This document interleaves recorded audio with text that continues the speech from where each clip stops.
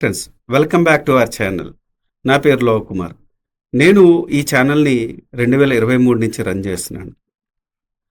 నేను మీకోసం ఒక మంచి అప్డేట్తో వచ్చాను. అదేంటంటే నేను ఒక సూపర్ కమ్యూనిటీని బిల్డ్ చేయబోతున్నాను. మీలాంటి వారు సోషల్ మీడియా యూజ్ చేసుకొని మనీ ఎలా ఎర్న్ చేయాలి, అలాగే ఏఐ ఉపయోగించుకొని వేరే డిజిటల్ ప్రొడక్ట్స్ ఎలా క్రియేట్ చేసుకోవాలి అని నేర్చుకునే ప్లాట్ఫామే ఇది. ఈ కమ్యూనిటీలో content creation, automation, monetization, passive income గురించి నేను కొన్ని టిప్స్ అండ్ ట్రిక్స్ యూజ్ చేసుకొని చెప్పబోతాను. సో ఎవరికైనా ఇంట్రెస్ట్ ఉంటే డిస్క్రిప్షన్లో ఉన్న నా వాట్సాప్ గ్రూప్ లింక్ మీద క్లిక్ చేసుకొని నా వాట్సాప్ గ్రూప్లో జాయిన్ అవ్వండి. So upcoming events and Zoom sessions అన్నది నేను అందరూ అప్డేట్ చేస్తాను. Thank you. Hi friends, welcome back to Mahabharata series episode number 165. ఇప్పటి వరకు జరిగిన కథ ఏంటంటే, భీష్ముడు అంపశయన మీద ఉన్నాడు. ఆ తర్వాత కర్ణుడు యుద్ధానికి సిద్ధమయ్యాడు. కర్ణుడు యుద్ధానికి వెళ్ళే ముందు భీష్ముడు అనుజ్ఞ కోసం భీష్ముడి దగ్గరికి వెళ్ళాడు. ఆయన అనుమతి తీసుకొని తర్వాత సుయోధనుడి దగ్గరికి వచ్చాడు. అక్కడ సుయోధనుడిని చూసి కుశల ప్రశ్నలు అడిగి ఆ తర్వాత సర్వ సైన్యాధ్యక్షుడిగా ఎవరిని నియమించాలని సుయోధనుడు అడిగితే దానికి ద్రోణుడే సరైన వాడు అని చెప్పాడు. ఆ తర్వాత ద్రోణుణ్ణి సర్వ సైన్యాధ్యక్షుడిగా నియమించి ఆ తర్వాత యుద్ధానికి సన్నద్ధమయ్యారు. ఏం జరిగిందో తెలుసుకోవాలనుకుంటే ఈ వీడియో స్కిప్ చేయకుండా లాస్ట్ వరకు చూడండి. సర్వ సైన్యాధ్యక్షము వహించిన ద్రోణుడు చాలా సంతోషించాడు. అందరూ వింటుండగా సుయోధనుడితో ఇలా అన్నాడు: సుయోధన, భీష్ముడి తర్వాత నన్ను అంతటి వాడిని చేసి గౌరవించావు. దానికి ప్రతిఫలంగా నీవు ఏదైనా కోరుకో, నెరవేర్చెదను అని పలికాడు. సుయోధనుడు కర్ణ దుశ్శాసనులతో ఆలోచించి సవినయంగా ద్రోణుడితో ఇలా అన్నారు: ఆచార్య, తమరు కోరుకోమన్నారు కాబట్టి కోరుకుంటున్నాను. ధర్మరాజును ప్రాణములతో పెట్టి తెచ్చి నాకు అప్పగించండి అని అడిగాడు. ద్రోణుడు ఆశ్చర్యంగా సుయోధనుని చూసి, సుయోధన, ధర్మరాజు అజాతశత్రువు అన్న పేరు సార్థకం చేసుకున్నాడు. ధర్మరాజును చంపమని కోరకుండా అతని ప్రాణములతో పట్టి తెమ్మని కోరడంలో అంతర్యం ఏమిటి? పాండవులను యుద్ధంలో గెలిచిన తర్వాత వారి ఆర్ధరాజ్యము కట్టబెట్టదలుచుకున్నావా? ధర్మరాజును ప్రాణములతో పట్టిస్తే ఏం చేస్తావు అని అడిగాడు. దానికి సుయోధనుడు ఇలా బదులు చెప్పాడు: గురువర్య, ధర్మరాజును యుద్ధంలో చంపితే ఎన్నో అనార్థాలు జరుగుతాయి. అర్జునుడు తన గాంధీవంతో సమస్త కురు సైన్యమును అంతర్మంతించేస్తాడు, తన పగ తీర్చుకుంటాడు. ఒకవేళ మేము పాండవులను అందరూ చంపితే శ్రీకృష్ణుడు తన చక్రాయుధంతో కురువంశాన్ని నిర్మూలిస్తాడు. సమస్త కురు సామ్రాజ్యం కనీసం కుంతీదేవికైనా అప్పగిస్తాడు. అలా కాకుండా మీరు ధర్మరాజును ప్రాణాలతో అప్పగిస్తే జ్యోతప్రియుడైన ధర్మరాజుతో మరలా జూదమాడి ఓడించి మరలా అతని తమ్ముళ్లను భార్య బిడ్డలతో సహా జీవితాంతం అడవులకు పంపుతాము. నేను సమస్త కురు సామ్రాజ్యాన్ని ఏకఛత్రాధిపత్యముగా ఏలుకుంటాను. అప్పుడు కృష్ణుడు కూడా ఏమీ చేయలేడు అని అన్నాడు. సుయోధనుడి కుటిల బుద్ధికి ద్రోణాచార్యుడు మనస్సులో అసహ్యించుకున్నాడు. ఎలాగైనా తాను అనాలోచితంగా ఇచ్చిన వరమునకు విఘాతము కలిగించదలుచుకున్నాడు. సుయోధనుని చూసి, సుయోధన, నీ కోరిక సమంజసమే, కానీ ఇందులో ఒక చిక్కు ఉన్నది. ధర్మరాజు పక్కన అర్జునుడు ఉన్నంత వరకు దేవతలు కూడా ధర్మరాజు వైపు కన్నెత్తి చూడలేరు.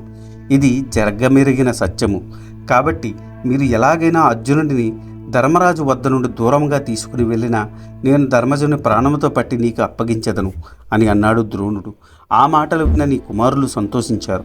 అప్పుడే ధర్మరాజు ప్రాణాలతో పట్టుబడ్డ పొంగిపోయారు. ఈ విషయాన్ని కౌరవ సైన్యంలో ఉన్న అందరు ప్రముఖులకు తెలియపరిచారు. కౌరవ వీరులు సింహనాదాలు చేశారు.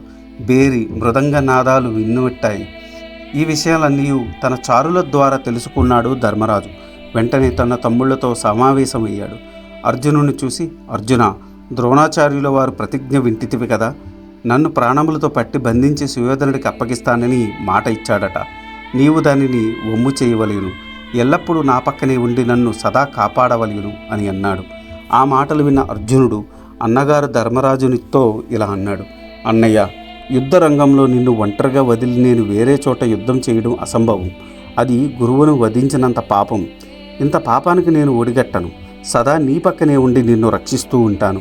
అయినా కౌరవులు దురాశగాని నేను నీ పక్కన ఉండగా ఆ ద్రోణుడే కాదు, ముల్లోకాలు ఒకటై నిలిచిన నిన్నేమీ చేయలేరు అని అన్నాడు. అర్జునుడి మాటలు విన్న ధర్మజుడు ఎంతో సంతోషించాడు. శంఖములు, బేరి మృదంగములు, మంగళతూర్యనాదములు రోగుతుండగా పాండవులు యుద్ధరంగమునకు బయలుదేరారు. పాండవులు ఆ రోజు క్రౌంచ వ్యూహం పన్నారు. క్రౌంచ వ్యూహం ముందు భాగమున అర్జునుడు నిల్చున్నాడు. అర్జునుడి పక్కన ధృష్టద్యుమ్నుడు నిల్చున్నాడు. భీముడు, నకుల సహదేవులు, అభిమన్యుడు, ద్రౌపది పుత్రులు, పాంచాలరాజు మొదలగు యోధులు వారి స్థానములో నిలబడ్డారు. యుధిష్ఠరుడు వ్యూహ మధ్యమున నిలబడ్డాడు. నీ కుమారులు కూడా దానికి దీటుగా సకట వ్యూహమును రచించారు. సింధురాజు, కళింగ భూపతి, వికర్ణుడు దక్షిణ భాగమున నిలిచారు. వారి పక్కన శకుని తన సేనలతో నిలిచాడు. కృతవర్మ, వివింశతి, చిత్రసేనుడు, దుశ్శాసనుడు ఉత్తర భాగంలో నిలిచారు. కాంబోజ, శక, యవనరాజులు తమ తమ స్థానాలలో నిలిచారు. త్రిగర్ధ, మద్ర, సురసేన దేశాధీశులు తమ తమ సేనావాహినులతో సుయోధనుడికి రక్షణ వ్యూహముగా మధ్య భాగంలో నిలిచారు. వారందరికీ ముందు అంగరాజైన కర్ణుడు తన సేనలతో సుయోధనుడికి అండగా నిలిచాడు. కౌరవ సేనలకు నుదుట తిలకము దిద్దినట్టుగా నిలబడిన కర్ణుడిని చూసి కౌరవ సేనలు ఎంతో సంతోషించారు. ఇన్ని రోజులు భీష్ముడు పక్షపాత బుద్ధితో ప్రవర్తించాడు, పాండవులను ఉపేక్షించాడు. కానీ ఇప్పుడు కర్ణుడు పాండవుల ఉద్ధృతికి అడ్డుకొట్ట వేస్తాడు. అర్జునుడికి సరిజోడు కర్ణుడే కదా అని తమలో తాము అనుకుంటున్నారు. ద్రోణుడి న్యాయకత్వములో మన సేనలు యుద్ధమునకు బయలుదేరాయి. అప్పుడు ఎన్నో దుర్మిత్తములు గోచరించాయి. కానీ సుయోధనుడు వాటిని లక్ష్య పెట్టలేదు. అర్జునుడు, కర్ణుడు యుద్ధం చేస్తుంటే చూడాలని కోరికతో ఇరుపక్షముల వారు ఎంతో ఆతురతగా ఎదురుచూస్తున్నారు. ద్రోణుడు ఉజ్వలమైన తన రథమును మీద రణభూమిలో ప్రవేశించారు. ఇరుపక్షములు యుద్ధము ప్రారంభించాయి. రథములు, ఏనుగులు, గుర్రములు, పదగట్టములతో రేగిన ధూళి ఆకాశమంతా దట్టంగా కమ్మింది. సరములతో సరములు, ఖడ్గములతో ఖడ్గములు, అస్త్రములతో అస్త్రములు ఢీకొని వాటి నుండి చెలరేగిన మంటలు సూర్యకాంతిని తలిపిస్తున్నాయి. పగిలిన ఏనుగుల కుంభస్థలములు, తెగపడిన హయములు, అవయవాలు, విరిగిన రథములు, వివిధ కాల్బముల కళేబరములు, ఏరులై పారుతున్న రక్తము రణరంగమంతా బీభత్సంగా తయారైంది. ద్రోణాచార్యులు తమ రథం మీద విచిత్ర విన్యాసాలు ఎక్కడ చూసినా తానే కనబడుతూ పాండవుల సేనల మీద సరవర్షం కురిపిస్తున్నాడు. గజములను చంపుతున్నాడు. గుర్రములు కళేబరములు నెత్తుటితో తేలుతున్నాయి. రథములు విరుగుతున్నాయి. ద్రోణుడి దాటికి తట్టుకోలేక పాండవ సైన్యము పారిపోతున్నాయి. ఇదంతా చూసిన ధర్మజుడు కలవరపడ్డాడు. ధృష్టద్యుమ్నుడిని అర్జునుడిని పిలిచాడు. ద్రోణాచార్య ఉద్ధృతిని ఆపమని ఆదేశించాడు. ధృష్టద్యుమ్నుడు తన సేనలతో ద్రోణుణ్ణి ఎదుర్కొన్నాడు. అర్జునుడు పారిపోతున్న పాండవ సైన్యముకు ధైర్యవచనములు చెప్పి వారిని మరలా యుద్ధోన్ముఖులను చేస్తున్నాడు. అందరూ కలిసి ద్రోణుడి నలుపక్కల నుండి చుట్టుముట్టారు. కానీ ద్రోణుడు వయసులో వృద్ధుడైనను కుమారస్వామి వలె విజృంభించాడు. అయినా పాండవ సైన్యములు ద్రోణుడిని ధైర్యంగా ఎదుర్కొంటున్నాయి. ద్రోణుడి రథసారథిని హైమలను రక్తం కారేటట్టు కొట్టాయి. ద్రోణుడు వేసే బాణముల మధ్యలోనే తెంచాయి. ద్రోణుడి సేనల మీద వివిధ అస్త్రశస్త్రములను ప్రయోగించాయి.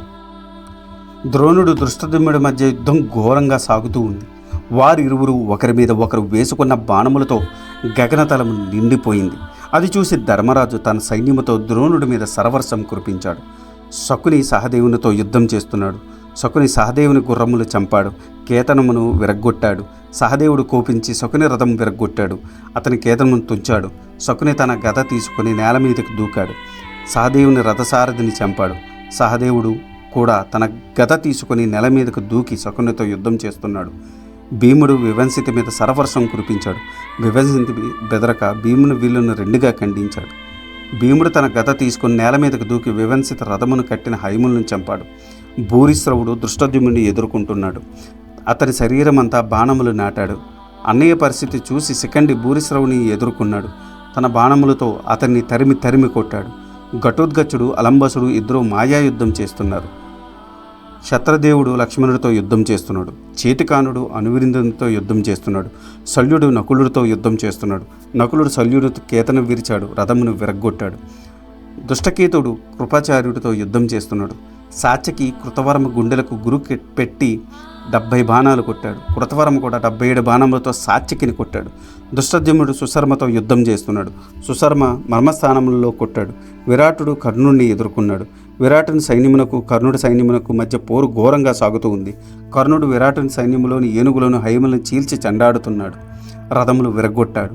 ద్రుపదుడు త్రిగార్ధాధిపతి ఒకరి బలాబలములు ఒకరు పరీక్షించుకుంటూ పౌరవరాజు అభిమన్యుడితో తలపడ్డాడు. అభిమన్యుడు కోపంతో పౌరవరాజు కేతనమును ధనస్సును విరిచాడు. 5 బాణములతో హైమలను రథసారథిని కొట్టాడు. మరొక బాణంతో పౌరవరాజు శిరస్సును ఖండించబోగా కృతవర్మ 2 బాణములతో అభిమన్యుడు విల్లు ఖండించాడు. అభిమన్యుడు తన కత్తిడాలు తీసుకొని కిందకి దూకి పౌరవరాజు రథమును విరగ్గొట్టాడు. రథసారథిని కిందకి ఈడ్చాడు. పౌరవుని చంపడానికి అతని మెడ పట్టుకున్నాడు. అంతలో సైంధవుడు కత్తి తీసుకుని అభిమన్యుడిని ఎదుర్కొన్నాడు. అభిమన్యుడు పౌరవుని వదిలి సైంధవుడి మీద పడ్డాడు. అభిమన్యుడు కోపంతో సైంధవుని కత్తిడాలు విరగ్గొట్టాడు. అభిమన్యుడి దాటికి తట్టుకోలేక సైంధవుడు పారిపోయాడు. అభిమన్యుడు సైంధవుని సేనల మీద పడి వారిని నరుకుతున్నాడు. పారిపోతున్న సైంధవుని చూసి మిగిలిన రాజులు కూడా మూకుమ్మడిగా అభిమన్యుడి మీద పడ్డారు. మద్ర దేశాధిపతి శల్యుడు అభిమన్యుడి మీద భీకరమైన శక్తి ప్రయోగించాడు. అభిమన్యుడు ఆ శక్తిని తన చేతితో పట్టుకొని తిరిగి శల్యుడి మీదకి విసిరాడు. ఆ శక్తి శల్యుని రథసారథిని శిరస్సు ఖండించింది. ఆ సమయంలో విరాటుడు, ద్రుపదుడు, దుష్టకేతుడు, యుధిష్ఠరుడు, సాత్యకి, కైకేయి రాజులు, భీమసేనుడు, దృష్టజుమ్నుడు, శిఖండి, నకుల సహదేవులు, ద్రౌపదాధిపతులు అభిమన్యుడికి సాయంగా వచ్చారు. అభిమన్యు రథం చుట్టూ రక్షణగా నిలబడ్డారు. శత్రుసేనలను తుడుమాడుతున్నారు. ఇది చూసి నీ కుమారులందరూ కలిసి అభిమన్యుడి మీద సర్వర్షం బల్లబాలములు కురిపించారు. తన సారథి చనిపోవడంతో శల్యుడు తన గద తీసుకుని రథము నుండి కిందకి దుమికి అభిమన్యుడి మీదకు ఉరికాడు. అభిమన్యుడు కూడా తన గద తీసుకుని రథము నుండి దిగి శల్యుడిని ఎదుర్కొన్నాడు. అది చూసిన భీమసేనుడు శల్యుని చెయ్యి పట్టుకొని పక్కకు లాగి తనతో గదాయుద్ధం చెయ్యమని గర్జించాడు. శల్యుడు అభిమన్యుడిని వదిలి భీమసేనుడితో గదాయుద్ధం చేస్తున్నాడు. ఒకళ్ళు చుట్టూ ఒకళ్ళు తిరుగుతూ విచిత్రమైన గదాయుధం చేస్తున్నారు. ఒకరినొకరు తీసిపోని శల్యుడు, భీమసేనుడు ఒకరు గదాగతాలకు ఒకరు తట్టుకోలేక ఇద్దరు మూర్చపోయారు. ఇది చూసిన కృతవర్మ వేగంగా వచ్చి శల్యుడిని తన రథం మీదకి ఎక్కించుకొని దూరంగా తీసుకుని వెళ్ళాడు. అంతలోనే మూర్ఛ నుండి తేరుకున్న భీమసేనుడు శల్యుడిని కానక కౌరవసేన మీద పడ్డాడు. తన గదతో కౌరవసేనను నిర్మూలించుచున్న భీముడిని చూసి నీ కుమారులు భీముడు చుట్టుముట్టారు. అతని మీద వివిధమైన అస్త్రశస్త్రములు ప్రయోగించారు. భీముడికి సాయంగా నకుల సహదేవులు వచ్చారు. ఆ ముగ్గురు అత్యంత పరాక్రమంతో నీ కుమారుల్ని ఎదుర్కొన్నారు. ఎంతలో అపారణమైంది. పాండవులది పైచేయి అయింది. పాండవ సేనల్లో జయజయ ధ్వనాలు మినిమిట్టాయి. కర్ణుడు కుమారుడు వృషసేనుడు సింహనాదం చేస్తూ పాండవ సైన్యములకు దూసుకుపోయాడు. పాండవ సైన్యాన్ని ఊచకోతకొస్తున్నాడు. అతని పరాక్రమానికి పాండవ సేనలు తట్టుకోలేకపోయాయి. హైములు, ఏనుగులు తలలు తెగిపడుతున్నాయి. రథసారథులు చనిపోతున్నారు. రథములు విరుగుతున్నాయి. కాల్బములు నశించిపోతూ ఉంది. రక్తం ఏరులుగా పారుతూ ఉంది. కర్ణకుమారుడు వృషసేనుడి దాటికి పాండవ సేనలు ఎదురు నిలిచి పోరాడలేకపోతున్నాయి. అది చూసి నకులుని కుమారుడు శతానీకుడు మహాకోపంతో వృషసేనుడి మీదకి లంఘించాడు. 10 బాణములను అతను గురి చేసి కొట్టాడు. వృషసేనుడు శతానీకును విల్లు తుంచాడు. అతని కేతనం ఖండించాడు. ఇది చూసిన ద్రౌపదీ పుత్రులు 5గురు శతానీకుని స్వయంగా వచ్చారు. వివిధ అస్త్రశస్త్రములతో అతన్ని ముంచెత్తారు. అశ్వత్థామ తన సేనలతో పాండవ సేనలను ఎదుర్కొన్నాడు. ధర్మరాజు, కేకేయ రాజులు, విరాటుడు, ద్రుపదుడు వారి సైన్యములతో వచ్చి అశ్వత్థామను వృషసేనుణ్ణి ఎదుర్కొన్నారు. ఇరుపక్షములకు పోరు ఘోరంగా జరిగింది. భీముడు, కర్ణుడు, కృపుడు, ద్రోణుడు, అశ్వత్థామ, దృష్టజుమ్నుడు, విరాటుడు అత్యంత పరాక్రమంతో సూర్యుడు 7 అవతారాలు ధరించినాడా అని వెలుగొందుతూ ఒకరితో ఒకరు పోరుతున్నారు. కొంతసేపటికి పాండవుల దాటికి తట్టుకోలేక మన సైన్యములు పారిపోయాయి. అది చూసిన ద్రోణుడు అత్యంత కోపోద్రికుడై మన సైనికులను నిలువు అంటూ నిలవరించడానికి ప్రయత్నం చేస్తున్నాడు. సారథిని చూసి ఇలా అన్నాడు, సారథి చూచితవా, మన సేనలన్నీ పారిపోతున్నాయి. ధర్మజుని ముఖము గర్వంతో వెలిగిపోతున్నది. ఇప్పుడు పాండవుల మీద విజృంచకపోతే మన సేనలను ఆపలేము. ధర్మజుడు, భీముడు, సాత్యకి, విరాటుడు, ద్రుపదుడు వారి కుమారులు నా ముందు క్షణకాలము నిలవలేరు. అర్జునుడికి విలువిద్య నేర్పినది నేను కదా. ఈ సమయంలో నేను ఒళ్ళు దాచుకోకూడదు. నీ చాతుర్యము చూపించే రథమును తోలుము. నా చేతులు దురద తీరేంత వరకు పాండవ సేనను చీల్చి చెండాడుతాను అని పలికాడు. ఆ మాటలకు పొంగిపోయిన ద్రోణుడి సారథిని తన రథమును అతి విచిత్రమైన రీతులతో రథమును నడుపుతున్నాడు. ద్రోణుడు పాండవ సైన్యములో చొచ్చుకొని పోయి తన నిశిత సరములతో చీల్చి చెండాడుతున్నాడు.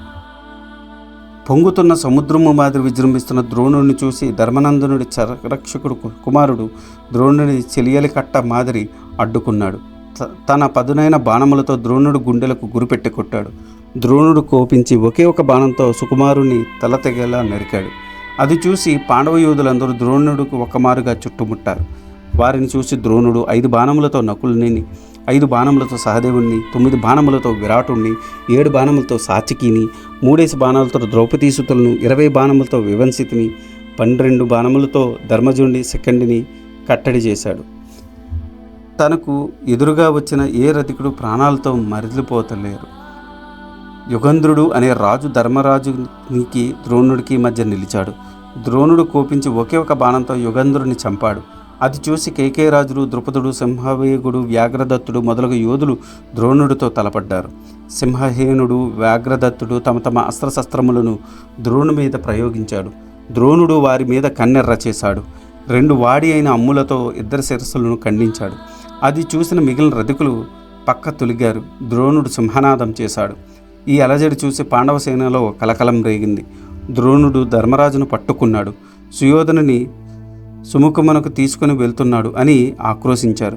అది కార్చిచ్చులా వ్యాపించింది. పాండవ సైనికులు భయంతో వణికిపోయారు. అది చెవి సోకిన అర్జునుడు ద్రోణుడి మీదకి తన రథం పోనిచ్చాడు. అది చూసి కౌరవ యోధులు ద్రోణుడికి అండగా నిలిచారు. అర్జునుడు తన గాంధీవం సంధించాడు. కౌరవ సేనల మీద శరపరంపర కురిపించాడు. కౌరవ సేనలు తలలు ఎగిరిపడుతున్నాయి. రక్తం వరదలై పారుతూ ఉంది. మొండెములు నేలకూలుతున్నాయి. అర్జునుడి దాటికి కౌరవ సేనలు తట్టుకోలేకపోతున్నాయి. ఇంతలో సూర్యుడు అస్తమించాడు. చీకట్లు కమ్ముకున్నాయి. ఆ రోజుకు యుద్ధం చాలించారు. అందరూ తమ తమ నెలవులకు వెళ్ళారు అని సంజయుడు ధృతరాష్ట్రుడితో ద్రోణుడి ప్రథమ దినము యుద్ధ విశేషాలను వివరించారు.